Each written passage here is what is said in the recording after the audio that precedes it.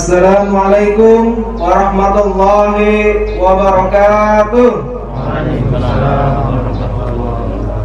Innal hamdalillah nahmaduhu wa nasta'inuhu wa nastaghfiruhu wa na'udzu billahi min shururi anfusina wa min sayyiati a'malina.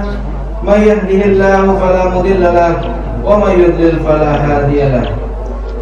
Asyhadu an la ilaha illallah wahdahu la syarika lahu wa asyhadu anna Muhammadan abduhu wa rasuluh.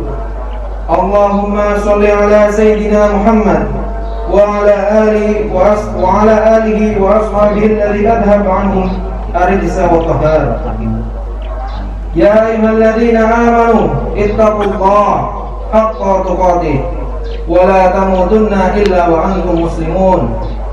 Ya ayyuhan nasu ittaqu rabbakum alladhi khalaqakum min nafsin wahidah wa khalaqa minha zawjaha wa batha minhuma rijalan katsiran wa nisaa'a.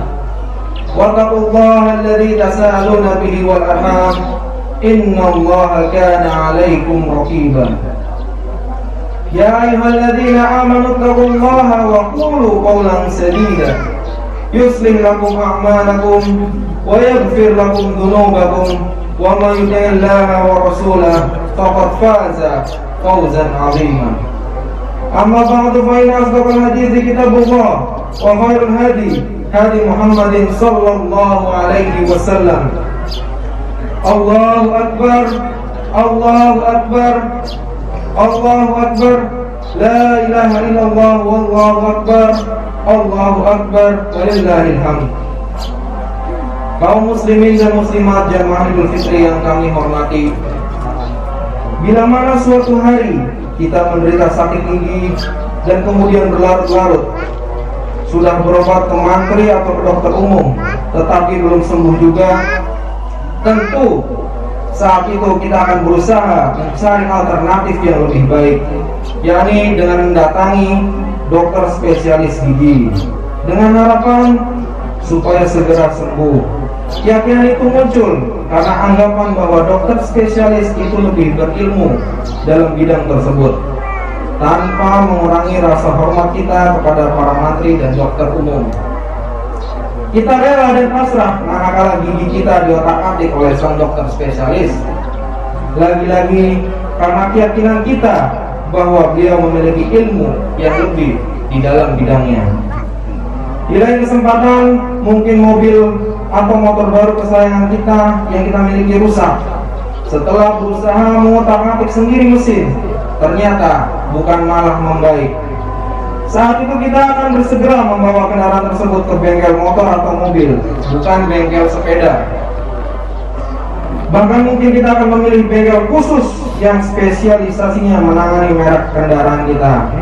Harapannya mobil atau motor kesayangan akan kembali sehat, tidak masalah mengeluarkan dana yang lebih dibandingkan bengkel biasa. Sebab kita yakin bahwa bengkel khusus itu memiliki ilmu yang lebih, tanpa mengurangi rasa hormat kita kepada para mekanik bengkel biasa. Kita menerima untuk menjadi penonton setia yang hanya menyaksikan kendaraan kesayangan kita dibongkar pasang sedemikian rupa. Kenapa? Lagi-lagi karena keyakinan kita bahwa para mekanik dan montir memiliki ilmu lebih di bidangnya. Ma'asyiral muslimin rahimakumullah. Demikianlah sedikit ilustrasi tentang keyakinan dalam diri kita kepada orang lain yang kerap tumbuh karena ilmu yang mereka miliki. Fenomena ini secara umum tidak masalah dalam pandangan Islam. Namun, pernahkah kita berpikir bahwa seluas apapun ilmu yang dimiliki pihak-pihak yang kita percaya itu, sejatinya ilmunya amatlah terbatas, yakni terbatas dalam bidang yang mereka tekuni saja. Memang betul, dokter spesialis gigi yang matahari dalam menangani penyakit gigi, tetapi yakinlah bahwa tentu ia akan kesulitan manakala dihadapkan dengan pasien dalam yang memiliki penyakit akut, kanker stadium tinggi misalnya. Begitu pula mekanik kendaraan Toyota contohnya, ia akan angkat tangan manakala diminta menyervis kerusakan parah kendaraan dengan merek BMW misalnya. Begitulah keterbatasan ilmu yang dimiliki oleh manusia. Setelah kita menyadari realita tersebut, tahukah kita bahwa di sana ada yang memiliki ilmu yang amat luas, bahkan tanpa batas, di seluruh bidang tanpa terkecuali. Namun justru anehnya, terkadang kita tidak percaya kepadanya, kita enggan menerima aturannya, bahkan tidak jarang ada yang protes dengan ketetapannya. Siapakah dia? Dialah penguasa alam semesta ini, Allah Tabaraka wa Ta'ala. Dalam sebuah ayat suci Al-Quran, Allah Ta'ala menggambarkan kekuasaan ilmunya. Wa indahu mafatihul ghaibi la ya'lamuha illa huwa. Hanya Allah lah yang memiliki kunci-kunci alam gaib, tidak ada yang mengetahui selain Allah. Wa ya'lamu ma fil barri wal bahri, dan dia mengetahui segala apa yang ada di daratan dan di lautan. Wa ma tasqutu min waraqatin illa ya'lamuha, dan daun yang jatuh di tengah malam dia mengetahuinya. Wala habatin fi dhulumatil ardi wala rabbin wala yabisin illa fi kitabin mubin. Begitu juga biji-bijian yang berada di dalam kegelapan bumi, sesuatu yang basah dan kering, semuanya pasti telah tercatat dengan jelas dalam sebuah kitab Lauhul Mahfuz. Quran surat Al-An'am ayat 59. Di dalam ayat yang lain Allah menggambarkan kuasa ilmunya. Walau annama fil ardi min syajarin aqlamin wal bahru yamudduhu min ba'dihi sab'atu abhurin ma nafidat kalimatullah innallaha azizun hakim. Sekiranya seluruh pohon yang ada di bumi dijadikan pena dan semua samudra dijadikan tinta, lalu ditambahkannya lagi 7 samudra lagi setelah 7 samudra tersebut kering, niscaya tidak akan habis kalimat-kalimat atau ilmu Allah itu ditulis. Sesungguhnya Allah Maha Perkasa lagi Maha Bijaksana. Quran surat Luqman ayat 27. Kaum muslimin dan muslimat yang semoga senantiasa dirahmati Allah, dengan ilmunya yang maha luas itulah Allah Ta'ala membuat aturan hidup kita di dunia yang fana ini, juga menentukan takdir seluruh makhluknya tanpa terkecuali. Allah menetapkan dan menentukan semua itu sesuai dengan kondisi kita, dan dipilihkannya semua yang terbaik untuk kita. Dia Maha tahu apapun yang terbaik bagi para makhluknya, sekalipun seringkali justru para makhluknya ini tidak memahaminya. Ala ya'lamu man khalaqa wa huwa latiful khabir. Bukankah Allah mengetahui semua ciptaannya? Allah Maha mengetahui semua hal sampai selembut-lembutnya dan maha luas ilmunya. Quran surat Al-Mulk ayat 14. Ayat ini menjelaskan kepada kita bahwa Sang Pencipta itu lebih mengerti tentang seluk-beluk makhluk ciptaannya. Apa yang baik untuk mereka Allah ajarkan dan halalkan. Sebaliknya, apa yang buruk dan berbahaya untuk mereka maka Allah larang dan haramkan. Kesadaran inilah yang seharusnya kita tumbuhkan di dalam jiwa dalam menyikapi aturan agama, sehingga kita pun akan memiliki kelapangan hati dalam menerima perintah dan larangan Allah Ta'ala serta Rasulnya Sallallahu Alaihi Wasallam. Tidak ada jalan yang lebih mendatangkan kebahagiaan hidup di dunia maupun di akhirat dibandingkan jalan yang telah digariskan di dalam Al-Quran dan Sunnahnya Sallallahu Alaihi Wasallam. Siapapun yang meniti jalan tersebut pasti akan selamat, akan tenang dan nyaman kehidupannya, serta kelak di akhirat mendapat kehormatan untuk memasuki surganya insyaallah ta'ala. Sebaliknya, orang yang menyimpang dari jalan tersebut pasti akan ditimpa perasaan gundah gulana, gelisah, dan tidak tenang. Dan yang lebih berat dari semua itu, kelak terancam siksaan neraka. Faman ittaba'a hudaya fala yadhillu wa la yashqa. Barang siapa yang mengikuti petunjukku, niscaya ia tidak akan tersesat dan tidak akan celaka. Quran surat Thaha ayat 123. Ma'asyiral muslimin rahimakumullah.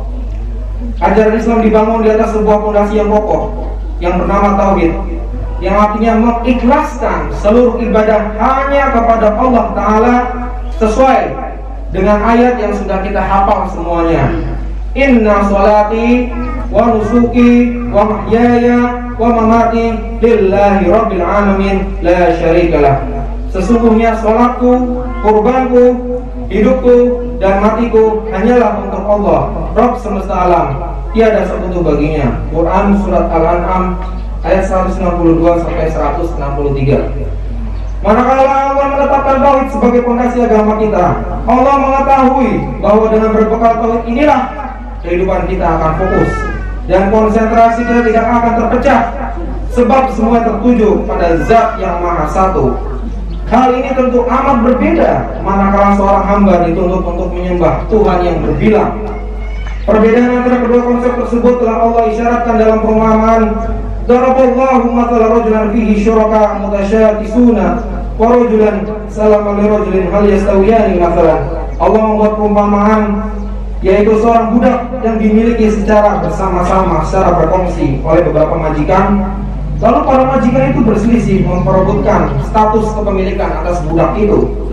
Adapun budak yang lain hanya dimiliki oleh satu orang majikan saja. Apakah kedua hamba saya itu sama keadaannya? Segala puji bagi Allah, tetapi kebanyakan manusia tidak mengetahui.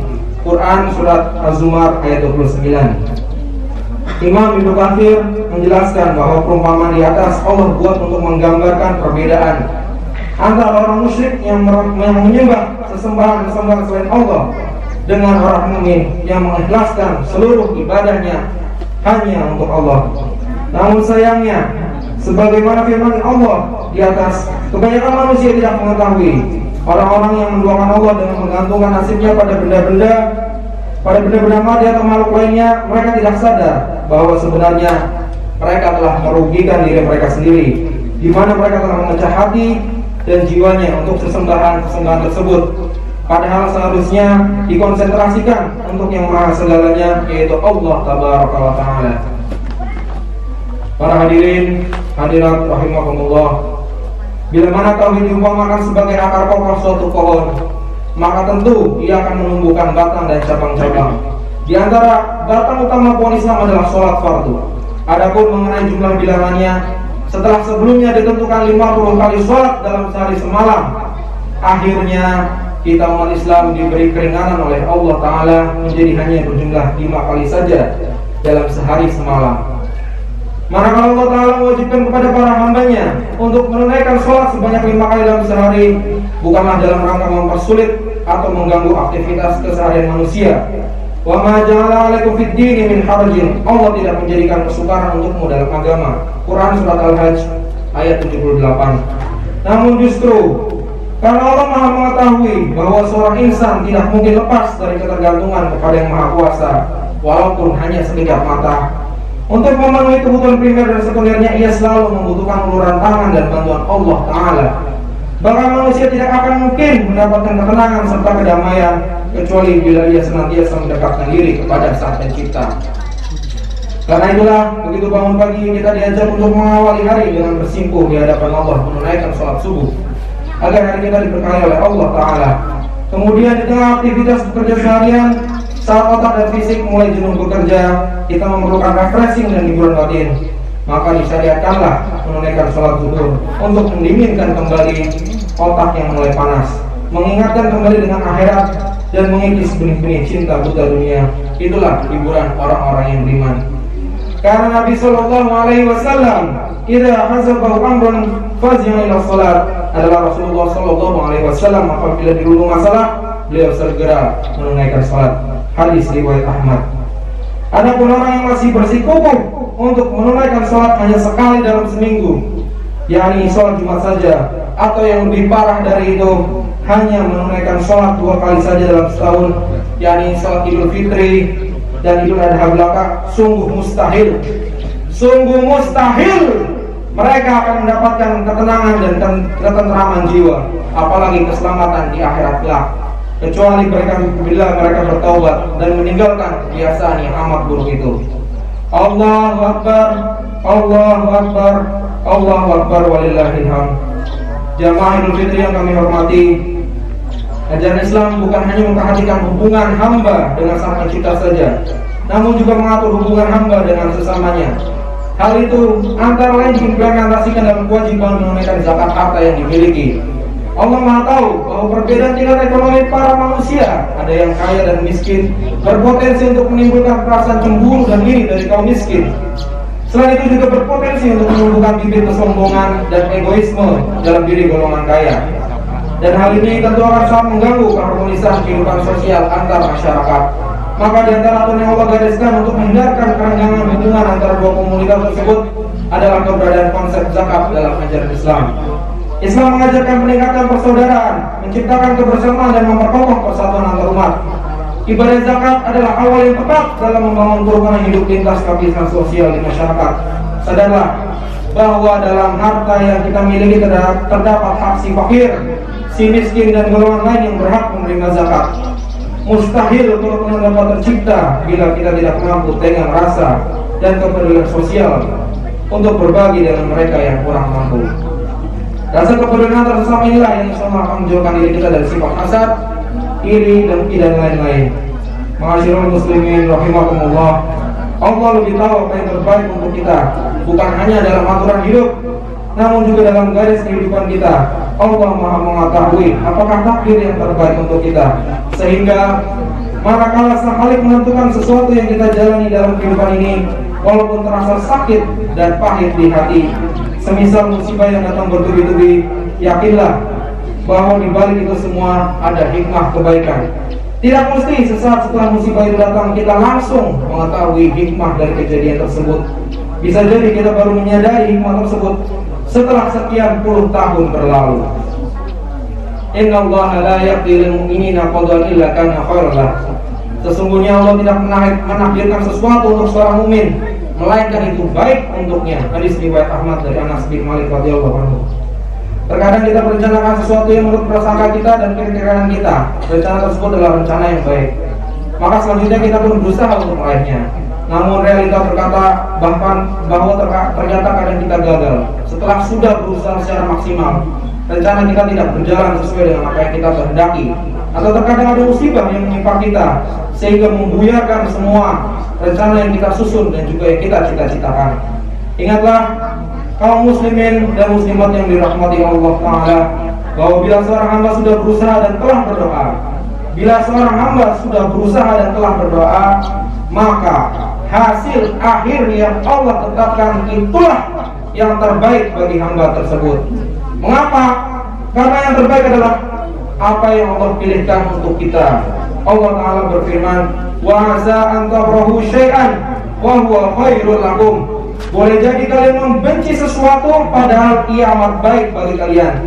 Quran surat Al-Baqarah ayat 216. Menarik untuk kita cermati bahwa ternyata ayat barusan Allah tutup dengan kalimat wallahu ya'lamu wa antum la ta'lamun. Allah mengetahui sedangkan kalian tidak mengetahui. Quran surat Al-Baqarah ayat 216. Ini menunjukkan bahwa ketetapan Allah didasarkan pada ilmu yang maha luas. Adapun rencana yang manusia rancang itu berdasarkan ilmunya yang amat terbatas. Barakallahu li wa lakum fil Qur'anil azim wa nafa'ani wa iyyakum bima fihi minal ayati wa dzikril hakim wa taqabbal minni wa minkum tilawatahu innahu huwas samiul alim. Allahu akbar, Allahu akbar, Allahu akbar, walillahil hamd. Jamaah Idul Fitri yang kami hormati, disunahkan bagi kaum muslimin dan muslimat yang bersalat Id ketika pulang nanti untuk melewati jalan yang berbeda dengan jalan yang ia lalui ketika berangkat. Hal itu dalam rangka mencontoh apa yang dipraktekkan Rasulullah SAW, menampakkan syiar-syiar Islam, menebarkan salam dan hikmah-hikmah mulia lainnya. Juga mencontoh para sahabat Nabi SAW dalam redaksi ucapan selamat dengan saling mengucapkan taqabbalallahu minna. Karena kalimat ini tidak semata-mata ucapan selamat, namun juga mengandung doa agar Allah menerima amalan orang yang mengucapkan selamat maupun orang yang diberi ucapan selamat.